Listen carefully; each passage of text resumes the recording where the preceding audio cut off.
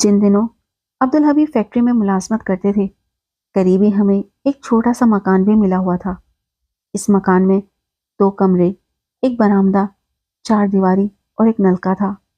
हमारे 6 बच्चे थे और वो इस छोटे मकान में समाते नहीं थे। लेकिन इस महंगाई के दौर में ये सर छुपाने का ठिकाना किसी नेमत से कम न था। मेरे शोहर मेहनती और ईमानदार इंसान थे। फैक्ट्री के मालिक, मुलाजमीन और मजदूर सभी इनकी इज्जत करते थे। झगड़े कहाँ नहीं होते। एक बार फैक्ट्री के मजदूर आपस में किसी बात पर झगड़ पड़े। इस झगड़े में एक मजदूर को शदीद चोट लगी और वो जान बाहक हो गया। दरअसल मकतूल एक लीडर किस्म का आदमी था जो मालिक की नज़र में खटकता था। बहरहाल ये तो इत्तेफाक था कि मेरे शोहर हादसे के वक्त वहां मौजूद थे। इन्होंने सब कुछ अपनी आंखों से देखा। झगड़े की असल वजह वो लोग थे जिन्होंने बात का बतंगड़ बनाया। जब मकतूल ने झगड़ा खत्म कराने की कोशिश की तो फसादी ग्रुप के एक शख्स ने सीरिये का वार करके इसे शदीद जख्मी कर दिया। वार इतना खतरनाक था कि सीरिया मकतूल के दिल में पेवस्त हो गया और वो बेचारा जान से गया। मामला पुलिस तक पहुंचा। चूंकि मेरे शोहर वहां मौजूद थे और झगड़े में फरीक या शरीक ना थे, इसलिए चंद मजदूरों ने इनका नाम लिया कि ये दियानतदार आदमी है और इनकी गवाही मोतबर होगी। अब इंसाफ का तमाम दारोमदार अब्दुल हबीब की गवाही पर था। मकतूल रियाज की बूढ़ी माँ हमारे घर आकर फरियाद करने लगी कि अब्दुल हबीब बेटे, तुम गवाही दो ताकि हमें इंसाफ मिले। बाकी गवाह तो काबिल भरोसा नहीं है। मैंने शोहर से कहा, तुम क्यों भला वजह अपनी गर्दन फंसवाते हो। वो परेशानी की हालत में थे क्योंकि मकतूल के छोटे बच्चे थे जिनका कोई सहारा नहीं रहा था। इंसाफ मिलने से मकतूल की बेवा को कुछ माली इमदाद मिल सकती थी। दूसरी तरफ फैक्ट्री का मालिक चाहता था कि मेरे शोहर इसकी मंशा के मुताबिक गवाही दे और हकीकत को छुपाएं। इसने मेरे शोहर को पेशकश की कि वो मकतूल की बेवा को 50,000 रुपये दे देगा और अगर मेरे शोहर सुलह करवा दें तो इन्हें भी कुछ रकम दी जाएगी। लेकिन शर्त ये थी कि गवाही इस तरह दी जाए कि रियाज खुद झगड़े में पड़ा और सीरिया इत्तफाकिया तौर पर इसे लग गया। हालांकि ये सरासर झूठ था। मेरे शोहर ने रियाज की बीवा और माँ से बात की, लेकिन उन्होंने सुलह से इनकार कर दिया। इनका कहना था कि इनके लिए इंसाफ ज़्यादा अहम है। मेरे शोहर ने बिलाखिर सच बोलने का फैसला किया और मालिक की पेशकश को ठुकरा दिया। वो अदालत में वही बयान देने पर अड़े रहे जो इन्होंने अपनी आंखों से देखा था। इसके बाद इन्हें नौकरी से निकाल दिया गया और हमें मकान भी खाली करना पड़ा। अगर बात यही ख़त्म हो जाती तो शायद हम सह लेते, लेकिन ऐसा ना हुआ। मुलाजमत की तलाश में सरगर्दा मेरे शोहर को एक दिन पुलिस ने गिरफ्तार कर लिया। इल्ज़ाम ये था कि इनके पास चर्स बरामद हुई है। ये बात नाकाबिल यकीन थी क्योंकि वो नेक चलन और 5 वक्त के नमाजी थे। नशे या ऐसी किसी चीज़ का तस्वुर भी इनके करीब ना था। इस नाइंसाफी ने हमारी ज़िंदगी को हिला कर रख दिया। साल भर अब्दुल हबीब जेल में रहे। कोई जमानत देने वाला ना था। बिलाखिर इन्हें सज़ा हो गई। इसके बाद मैं 8 बच्चों के साथ ऐसी बेआसरा हुई कि इन दिनों के दुख लिखने की ताब मुझ में नहीं। बड़ी बेटी 13-14 बरस की थी। बाकी सब छोटे छोटे थे। इनका पेट भरना सबसे बड़ा मसला था। रहने के लिए अब्दुल हबीब के एक दोस्त ने अपने क्वार्टर में हमें एक कमरा दे दिया था। वो बेचारा भला मांस था। खुद अपने एक दोस्त के पास जाकर रहने लगा, लेकिन ये आरसी ठिकाना था। मेरे पास कोई और चारा ना था, सो मैं घर से बाहर निकलकर काम तलाश करने लगी। काफी दौड़ धूप के बाद करीबी बंगलों में काम मिल गया। छोटे बच्चों को बड़ी बेटी साहिरा के हवाले करके मैं सुबह सवेरे काम के लिए निकल जाती थी। मेरी मुसलसल गैर मौजूदगी ने एक और मुसीबत हम पर खोल दी। माँ बाप की गैर मौजूदगी में बच्चों का भटक जाना बईद अस कयास नहीं था। मोहल्ले के एक नौजवान तारिक ने हमारा घर ताड़ लिया।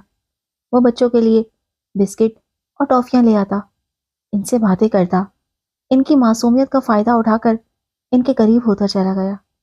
जब वे शाम को थकी हारी घर लौटती तो बच्चे तारिक भाई की तारीफें करते। दिल में खटका होने लगा और बेसुकूनी बढ़ती गई। साहिरा भी तारिक की तारीफ करने लगी तो मेरे खदशात मजीद बढ़ गए। लेकिन मैं बेटी की निगरानी कर सकती थी और ना ही इसे साथ ले जा सकती थी। नौकरी भी नहीं छोड़ सकती थी क्योंकि छोड़ती तो हम सब खाते क्या। साहिरा भोली भाली और कमसन थी। इसे अच्छे बुरे की तमीज ना थी। वो पढ़ाई की तरफ भी ज्यादा तवज्जो नहीं देती थी। मोहल्ले में रहने वाली एक उस्तादी ने कहा था कि साहिरा को इनके पास भेज दिया करूं, वो इसे पढ़ा दिया करेंगी। लेकिन साहिरा ने कभी इनके घर का रुख नहीं किया। उस्तादनी जी हमारी हालत से वाकिफ थी, इसलिए ज्यादा इसरार भी ना किया। साहिरा अपनी उम्र से 2 साल बड़ी नजर आती थी और शक्लो सूरत अच्छी निकली थी। जब कभी सौदा लेने जाती तो दुकान पर मौजूद आवारा लड़के बेहुदा बातें करते। दुकानदार मुझे खबरदार करता कि लड़की को अकेले ना भेजा करो। ये सुनकर मेरा दिल डूब जाता, लेकिन क्या करती, मजबूर थी। बेटी को मना करती तो वो बहाने से खुद चली जाती।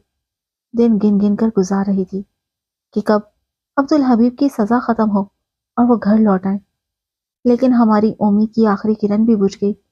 जेल की सोबतों ने इन्हें शुगर और ब्लड प्रेशर का मरीज बना दिया था और दौरान सजा इनका इंतकाल हो गया। मेरे बच्चों के जहन में बाप का बस एक धुंधला सा तस्वुर रह गया।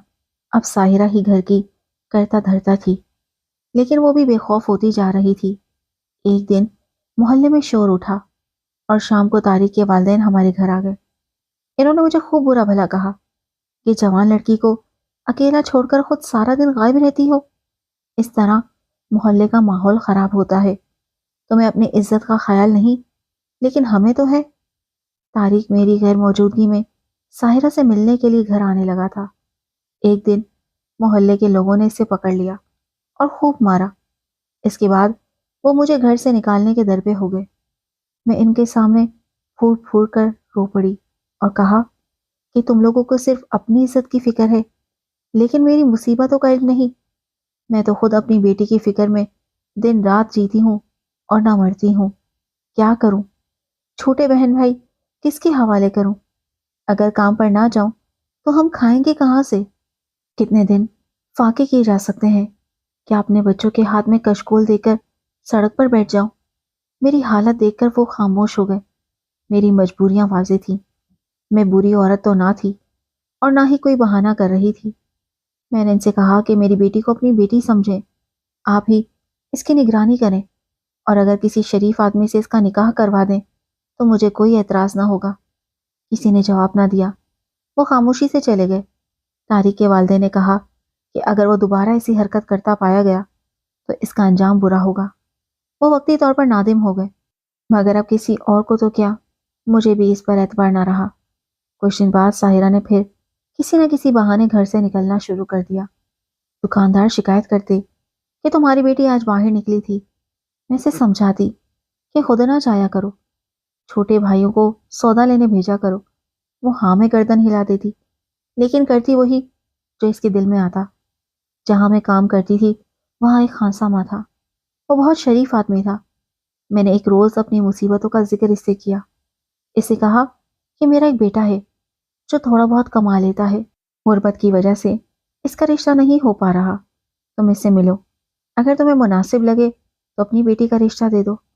मैंने खानसामा के बेटे जुनैद से मुलाकात की। वो सीधा साधा शरीफ नौजवान था। मैंने हामी भर ली।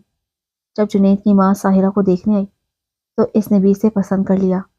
मैंने साहिरा से कहा कि मैं तुम्हारी शादी कर रही हूँ और तुम्हारा शोहर हमारे घर में ही रहेगा जब तक तुम्हारा भाई बड़ा नहीं हो जाता।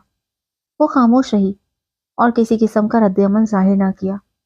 मैंने शादी की तारीख तय कर दी और खानसामा के बेटे को घर दामाद बनाने पर रजामंदी जाहिर की। शादी से 2 दिन कबल जब वो लोग रस्म के लिए आने वाले थे, मैंने बंगले वाली मेघमात से आधे दिन की छुट्टी ली और घर पहुंची तो साहिरा गायब थी। परेशान होकर मैंने इसे हर जगह ढूंढा, मगर वो ना मिली। तब एक सब्जी फरोश ने बताया कि वो कुछ दिनों से सामने वाले सब्जी फरोश के पास सब्जी लेने आती थी, मगर आज वो भी गायब है। ना जाने कब और कैसे इसने सब्जी फरोश से ताल्लुक जोड़ा, मुझे खबर तक ना हुई। गुर्बत के देव ने मेरी बेटी को मुझसे छीन लिया। लोगों ने खूब बातें बनाई कि बेटी को खुद आजाद छोड़ा और अब गली गली ढूंढ रही हो। मेरी हिम्मत जवाब दे गई। मैंने वो क्वार्टर अब्दुल हबीब के दोस्त को वापस कर दिया और एक कच्ची आबादी में जहां नई इमारतें तामीर हो रही थी झुग्गी डाल ली। पहले वहां खुद मजदूरी करती रही, फिर बेटों ने साथ देना शुरू कर दिया। قرض عذابوں کے ساتھ وقت گزرتا گیا۔ میرے بیٹے بڑے ہو گئے اور آج کما کر گھر کا سہارا بنے ہیں۔ ہمیں سر چھپانے کا ایک چھوٹا سا ٹھکانہ بھی میسر ہے، لیکن ساحرہ کی وجہ سے لگا داغ کبھی مٹ نہیں سکتا۔ یہ زخم ہمیشہ ہرا رہے گا۔ میرے شوہر نے سچ بولا اور اس کی قیمت چکائی۔ یہ بھی سچ ہے کہ سچائی قربانی مانگتی ہے۔